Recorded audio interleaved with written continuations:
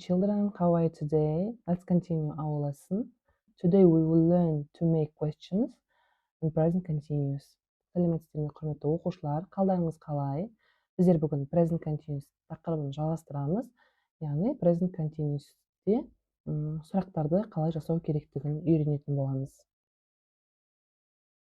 Алдымен өткен сабақтағы жаңа сөздерді бір қайталаймыз. First of all, we'll revise new words from the previous lesson. Біздер өткен сабақта менің демалысым тақырыбын өткен болатынбыз, яғни my holiday. Бізде жаңа сөздер beach, sun, swimsuit, sea, swimming pool, sunglasses, to swim, to relax. Бүгінгі сабағымызда біздер саяхат тақырыбына қатысты жаңа сөздермен танысамыз. Саяхат зат есім ретінде traveling, етістік ретінде саяхаттау болса, саяхат жасау to travel болады. To travel. Автобус, a bus. Ұшақ, a plane. Poise, a train. Яғни бұл саяхаттаудың түрлері. To take a photo, суретке түсіру. To take a photo. Чемодан, a suitcase. A suitcase. Карта, a map. Жолға бізде карта қажет әрдайымда, сол үшін a map. Және де осы заттарымызды жинау бізде to pack деп аталады. Чемоданға заттарымызды жинау to pack етістік ретінде. Етістігі. Және де осы ұшақтармен саяхаттау деп айту үшін, мысалы to travel, егер автобуспен саяхаттау болса, to travel by bus, by plane, by train деп қолданамыз. Ал егер де жаяу жүру болса, онда on foot деп айтамыз. Мысалы, мектепке бару, жаяу барамын болса, онда I go to school on foot болады. Автобуспен баратын болсам, I go to school by bus деп айтамыз. Осылайша, алдына by preposition жалғаймыз, предлогын жалғап қолданамыз. Тек қана on foot-тың алдына on preposition қоямыз. Жаңа сөздерді бір қайталап өтейік. Traveling, to travel, a bus, a plane, a train,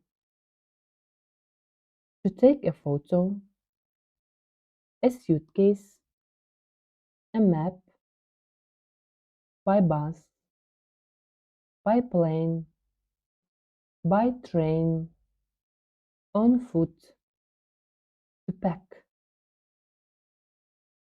Әрі қарай сұрақ жасауды қарастырайық. Present simple, present continuous'те жалпы сұрақ жасау үшін, яғни жалпы сұрақ жауабында yes немесе no деген жауапты талап ететін сұрақтарды жалпы сұрақ деп айтамыз.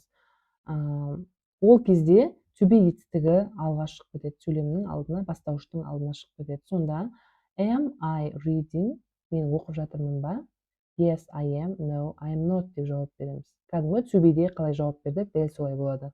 Қасына етістік жалғанып жүргенде. Немесе is he reading? Yes, he is, no, he isn't. Is she reading? Ол оқып жатыр ма? Yes, she is, no, she isn't. Is it reading? Yes, it is, no, it isn't болады. No жағында isn't кәдімгі to be-дің өзгерген сұрақтары сияқты болады. Are we reading? Yes, we are, no, we aren't. Are you reading? Yes, you are, no, you aren't. Are they reading? Yes, they are, no, they aren't. Неке жалпы сұрақты осылай жасаймыз. Ешқандай қиыны жоқ. Жай ғана мына жерде to be-ді алға шығарамыз да, мына етістіктің орнына кез келген етістікті қойып ing-ні жалғай береміз. Жасалу жолы оңай, ешқандай да өзгеріс ештеңе жоқ. Жай ғана алға шығады to be етістігі. Тағы да бір мысалдар қарастырып көрейік. Мысалы, am I watching TV now? Қазір мен телевизор қарап отырмын ба? Yes, I am, no, I am not. Жауаптың біреуін таңдаймыз жауап бергенде. Егер я болса, қарап отырған болсақ, я деп жауап береміз. Қарап отырмаған болсақ, онда жоқ деп жауап береміз. No жағында міндетті түрде not қосылып жүреді. Ол жаңағы сөйлемді кері айналдыратын. Немесе is he watching TV now? Yes, he is, no, he isn't. Is she watching TV now? Yes, she is, no, she isn't. Is the sun shining now? Күн жарқырап тұр ма? Shine деген жарқырау. Күн жарқырап тұр ма? Yes, it is, no, it isn't. Are we swimming in the sea? Біздер теңізде жүзіп жүрміз бе? Yes, we are. No, we aren't. Are you swimming in the sea? Yes, you are. No, you aren't. Are they swimming in the sea? Yes, they are. No, they aren't. Мінекей, осындай болып жасалынады. Бұл бізде жалпы сұрақтардың жасау жолдары, ешқандай қиындығы жоқ. Жаңа айтып өткендей, мына to етістігі мына бастауыштың алдына шығып кетеді. Ешқандай басқа өзгеріс болмайды.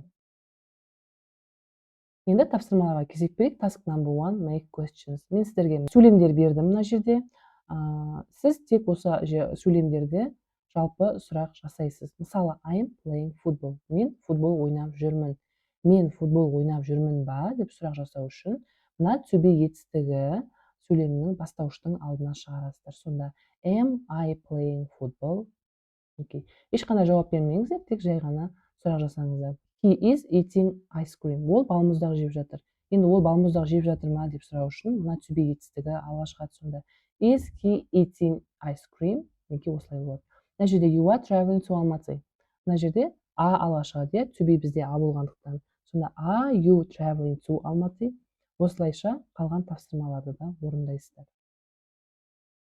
Task number 2, read the dialogue and answer the questions. Мына жерде шағын диалог берілген, соны оқимыз да, сұрақтар берілген және соған yes немесе no деген жауаптар береміз. Мысалы, Али мен Дана сөйлесіп жатыр екен. Are you swimming? Сен жүзіп жүрсің бе? No, I am not swimming. I am relaxing. Мен жүзіп жүрген жоқпын, мен демалып жатырмын дейді. Is your brother traveling? Сенің інің саяхаттап жүр ме? Қасында деген сияқты. Саяхаттап жүр ме? No, he isn't traveling. He is at home. Ол үйде. Ол саяхаттап жүрген жоқ, ол үйде. Яғни екеуі телефонмен сөйлесіп жатырған сияқты. Сұрап тұр, себебі ол білмейді қасында ма или үйде ме. Енді қараңыз, мына жерде is Ali swimming? Ali swimming жүзіп жүр ме? Жоқ. No, he isn't. Is Dana swimming? Дана жүзіп жүр ме? Дана айтты, жүзіп жүрген жоқпын деді. Is Dana relaxing? Дана демалып жатыр ма? Иә, демалып жатыр. Yes, she is деп жауап береміз. Осылайша қалған сұрақтарға да толық жауап беріңіздер. Answer the questions. Енді мына жерде сіздерге сұрақтар берілген. Сол сұрақтарға жауап бересіздер. Мысалы, are they playing football? Олар футбол ойнап жүр ме? No, they aren't. Қысқаша no, they aren't деп жауап беріп, ары қарай олардың не істеп жүргенін айтсақ болады. Соны жасауымыз керек. No, they aren't. They are swimming. Олар жүзіп жүр. Мына жерде is he wearing shorts? Ол шорты киген ба? No, he isn't. Жоқ. Ол не киген? Ол шалбар киген деп айтуымыз керек. Немесе is she eating ice cream? Ол балмұздақ жеп отыр ма? Жоқ. No, she isn't. Не істеп отыр? She is кітап оқып отыр деп жазуымыз керек. Present continuous'ты пайдаланып жасауымыз керек.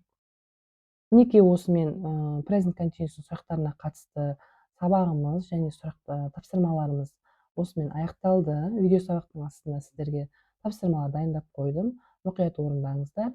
Барлығыңызға сәттілік. See you next lesson. Goodbye.